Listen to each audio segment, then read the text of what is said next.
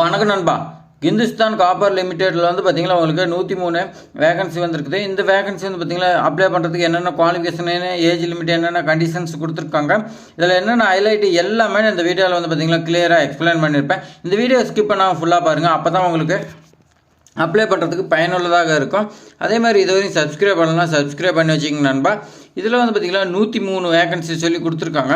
அதில் ஃபஸ்ட் ஒன்று வந்து பார்த்திங்கன்னா சார்ஜ் மேன் எலக்ட்ரிக்கலில் வந்து பார்த்திங்கன்னா உங்களுக்கு 24 போஸ்டிங் கொடுத்துருக்காங்க. அது கம்யூனிட்டி வைஸ் பார்த்திங்களா யூஆர் கேட்டகரிக்கு 12, எஸ்சிக்கு 3, எஸ்டிக்கு வந்து பார்த்திங்கன்னா 2, ஓபிசிக்கு வந்து பார்த்திங்கன்னா 5 வேகன்சி சொல்லி கொடுத்தாங்க. இடபிள்யூஎஸில் 2 வேகன்சி சொல்லி கொடுத்துருக்காங்க.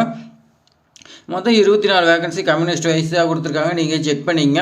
அடுத்து எலக்ட்ரீஷியன் கிரேடு ஏல வந்து பார்த்திங்கன்னா உங்களுக்கு 36 வேகன்சி சொல்லி கொடுத்துருங்க. அதே எலக்ட்ரீஷியன் பி கிரேடுக்கு 36 வேகன்சி சொல்லி கொடுத்துருக்காங்க.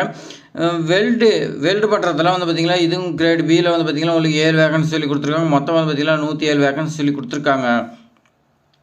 இந்த வேகன்சி எல்லாமே என்னென்ன குவாலிஃபிகேஷன் சொல்லி பார்க்கலாம். குவாலிஃபிகேஷன் வந்து பார்த்திங்கன்னா ஃபஸ்ட் ஒன்று வந்து பார்த்திங்கன்னா சார்ஜ் மேனு. இதில் உங்களுக்கு சம்பளம் சொல்லி கொடுத்துருக்காங்க. சம்பளம் உங்களுக்கு 28,740 ரூபான்னு சொல்லி கொடுத்துருக்காங்க. 28,740 72,110 வரைக்கும் சொல்லியிருக்காங்க. அடுத்து குவாலிஃபிகேஷன் இதுக்கு டிப்ளமோ எலக்ட்ரிக்கல் இன்ஜினியர் படிச்சிருந்தா இதுக்கு வந்து பார்த்திங்கன்னா எலிஜிபிள்னு சொல்லியிருக்காங்க. அதே மாதிரி 1 இயர் எக்ஸ்பீரியன்ஸ் இருக்குன்னு சொல்லியிருக்காங்க. நீங்கள் எக்ஸ்பீரியன்ஸ் வந்து பார்த்திங்கன்னா எலக்ட்ரிக்கலில் நீங்கள் இன்ஸ்டாலேஷன் சூப்பர்வைசர் இந்த மாதிரி வந்து பார்த்திங்கன்னா உங்களுக்கு இருக்குன்னு சொல்லியிருக்காங்க.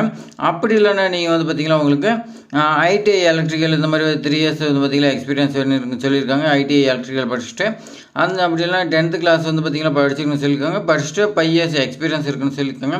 இந்த மாதிரி அவங்களுக்கு வந்து பார்த்திங்கன்னா ஒரு சில கண்டிஷன்லாம் கொடுத்துருக்காங்க. அடுத்து எலக்ட்ரீஷியன் ஏ அண்ட் பி ரெண்டுக்குமே போத் வந்து பார்த்திங்கன்னா உங்களுக்கு ஐடிஐ எலக்ட்ரிக்கல் படிச்சுக்கணும்னு சொல்லியிருக்காங்க. 5 இயர்ஸ் வந்து பார்த்திங்கன்னா எலக்ட்ரீஷியன் ஏல வந்து பார்த்திங்கன்னா உங்களுக்கு 5 இயர்ஸ் எக்ஸ்பீரியன்ஸ் கேட்டிருக்காங்க. அதே மாதிரி உங்களுக்கு எலக்ட்ரீஷியன் பிக்கு வந்து பார்த்திங்கன்னா 3 இயர்ஸ் எக்ஸ்பீரியன்ஸ் கேட்டிருக்காங்க. அப்படி இல்லைனா எலக்ட்ரீஷியன் அப்படி இல்லைனா அது பார்த்திங்கன்னா அதுக்கு கிளாஸ் 10th படிச்சிருக்கணும்னு சொல்லியிருக்காங்க. 10th படித்து நீங்கள் 6 வருஷம் எக்ஸ்பீரியன்ஸ் இருக்குன்னு சொல்லியிருக்காங்க எலக்ட்ரீஷியன் பிக்கு. அடுத்து வெல்டிங். இந்த வெல்டிங் வந்து பார்த்திங்கன்னா டிப்ளமா வித் 1 இயர்ஸ் எக்ஸ்பீரியன்ஸ் சொல்லி கொடுத்துருக்காங்க. அப்படி இல்லைனா ரிலவெண்ட்டாக படிச்சிருக்கணும்னு சொல்லியிருக்காங்க.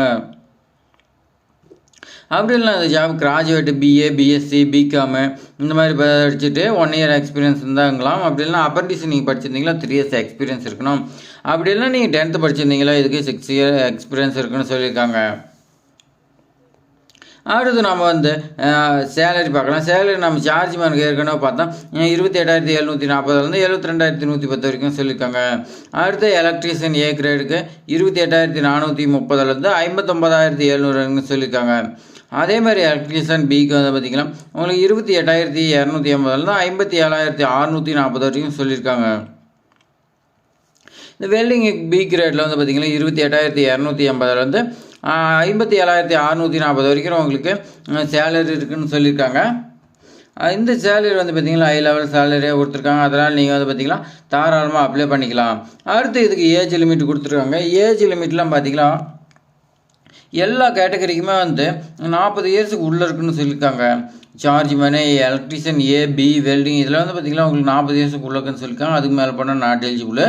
40 இயர்ஸ் மேலே போயிடுச்சு, அதுக்கு மேலே என்ன பண்ணுறது தெரில, இந்த ஜாப் நான் அப்ளை பண்ணணும் அப்படின்னு நினைக்கிறவங்களுக்கு மட்டும் ஏஜ் ரிலாக்ஸேஷன் கொடுத்துருக்காங்க. ஏஜ் ரிலாக்ஸேஷன் பார்த்தீங்களா எஸ்சி எஸ்டி கேட்டகரிக்கு 5 இயர்ஸ் சொல்லி கொடுத்துருக்காங்க. ஓபிசி கேட்டகரிக்கு 3 இயர்ஸ் சொல்லி கொடுத்துருக்காங்க. பிடபிள்யூபிடி இதுக்கு ஜென்ரல் கேட்டகரிக்கு 10 இயர்ஸும் எஸ்சி எஸ்டிக்கு 15 இயர்ஸும் சொல்லி கொடுத்துருக்காங்க. அடுத்து ஓபிசி கேட்டகரிக்கு 13 இயர்ஸ் சொல்லி கொடுத்துருக்காங்க. எக்ஸர்வீஸ் மேனுக்கு வந்து பார்த்திங்கன்னா உங்களுக்கு கவர்மெண்ட் ஹாஸ்பிட்டல் கொடுத்துருக்கிறத சொல்லியிருக்காங்க. அடுத்து செலெக்ஷன் ப்ராசஸ் வந்து பார்க்கலாம். செலெக்ஷன் ப்ராசஸ் வந்து பார்த்திங்கன்னா உங்களுக்கு ரிட்டன் எக்ஸாம் இருக்குதுன்னு சொல்லியிருக்காங்க. ரிட்டன் எக்ஸாமுக்கு அப்புறம் உங்களுக்கு ட்ரேடு டெஸ்ட் இருக்குன்னு சொல்லியிருக்காங்க. Trade test and writing ability டெஸ்ட்டுன்னு சொல்லி கொடுக்குறாங்க. உங்களுக்கு இதெல்லாம் பாஸ் பண்ணிங்களா உங்களுக்கு வந்து பார்த்திங்கன்னா இந்த ஜாப் எலிஜிபிள்னு சொல்லியிருக்காங்க. இதை அப்ளை பண்ணுறதுக்கு அப்ளிகேஷன் ஃபீஸ் வந்து பார்த்திங்கன்னா SC ST PWD ex service man இவங்களுக்கெல்லாம் இல்லைன்னு சொல்லியிருக்காங்க. அதே மாதிரி ஓபிசி அண்டு இடபிள்யூஎஸ் அப்ளிகேண்ட் வந்து பார்த்திங்கன்னா உங்களுக்கு 500 ரூபான்னு சொல்லி கொடுத்துருக்காங்க. இந்த பேமெண்ட் நீங்கள் வந்து பார்த்திங்கன்னா ஆன்லைன் மூலிமா தான் பே பண்ண சொல்லியிருக்காங்க. அடுத்து இது எப்படி அப்ளை பண்ணலான்னா நான் டிஸ்கிரிப்ஷனில் லிங்க் கொடுக்குறேன். அந்த லிங்க்கில் நீங்கள் ஃபஸ்ட்டு வந்து பார்த்தீங்கன்னா ஃபுல்லாக ரீட் பண்ணுங்கள். நோட்டிஃபிகேஷனை ஃபுல்லாக ரீட் பண்ணதுக்கப்புறம் அதுக்கு மேலே உங்களுக்கு இன்ட்ரெஸ்ட் இருந்தால் மட்டும் அதுக்கு மேலே நீங்கள் அப்ளை பண்ணுறதுக்கு லிங்க் இருக்குது, அதுவும் டிஸ்கிரிப்ஷனில் கொடுக்குறேன். அது ஓப்பன் பண்ணுங்கள். ஓப்பன் பண்ணி உங்களுடைய பேசிக் டீட்டெயில்ஸு, எஜுகேஷன் குவாலிஃபிகேஷன் எல்லாமே கேட்க நீங்கள் வந்து பார்த்திங்கன்னா அதெல்லாம் கொடுத்துட்டு ஃபைனலாக சப்மிட் பண்ணுறதுக்கு முன்னாடி ஸ்கேன் பண்ணி அப்லோட் பண்ணிவிட்டு நீங்கள் ஒன்ஸ் வெரிஃபிகேஷன் பண்ணதுக்கப்புறம் சப்மிட் பண்ணுங்கள். அப்ளிகேஷன் ஃபீஸ் இருந்தால் பே பண்ணுங்கள், இல்லைனா விட்டுருங்க. அடுத்துக்கு இதுக்கு இம்பார்ட்டன்ட் டேட்னு சொல்லி கொடுத்துருக்காங்க. அப்ளிகேஷன் ஸ்டார்டிங் டேட்டு பார்த்திங்களா 27/1/2025 சொல்லியிருக்காங்க. அப்ளிகேஷன் க்ளோசிங் டேட் பார்த்திங்களா 25/2/2025 சொல்லியிருக்காங்க.